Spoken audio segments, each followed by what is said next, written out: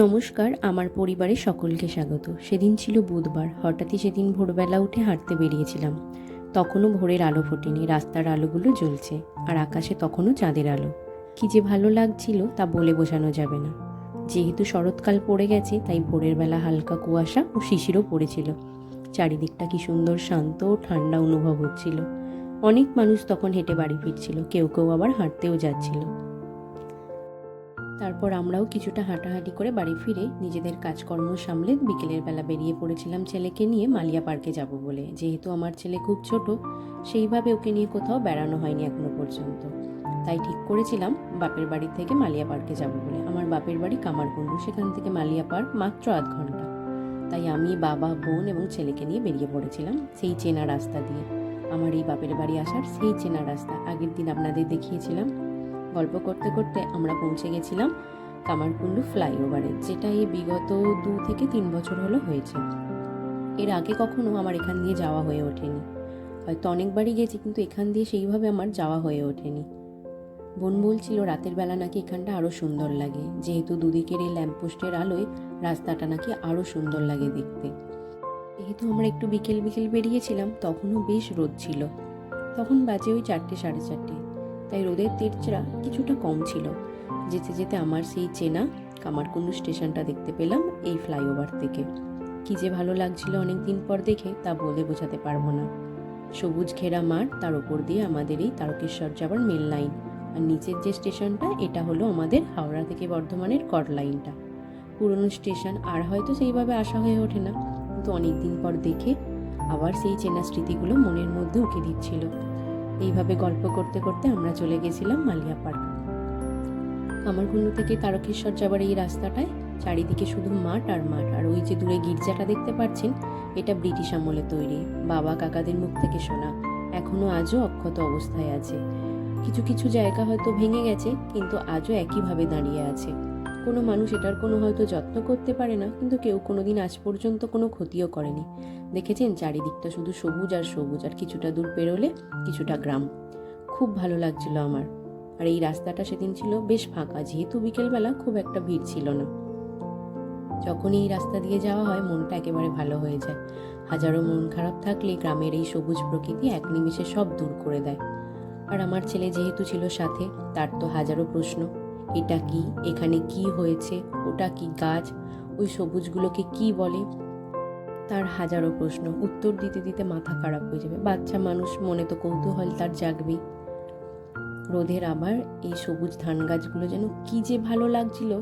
অনেক দিন পর বিকেলবেলার এই বেরোনোটা খুব সুন্দর লাগছিল।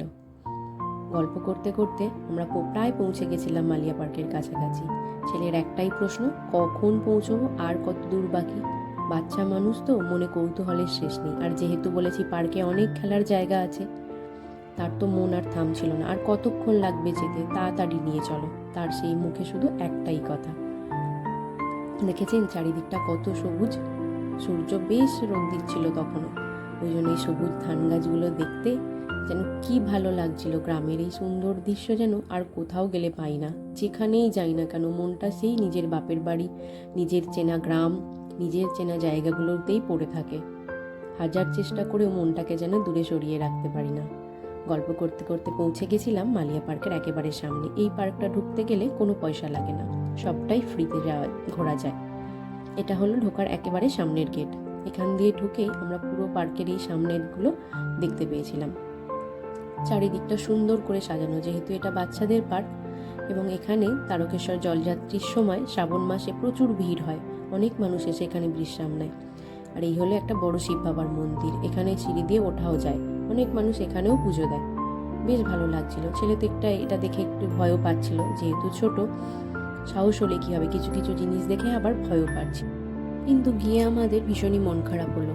সামনের দিকটা খোলা থাকলেও পিছন দিকে ছিল বাচ্চাদের খেলার পার্কটা, যেখানে দোলনা আছে, স্লিপ আছে, অনেক কিছু জিনিস বাচ্চাদের চাপার আছে। সেটাই আজকে বন্ধ, যেহেতু সেদিন ছিল বুধবার, আর আমরা জানতাম না বুধবার বাচ্চাদের পার্কটা বন্ধ থাকে।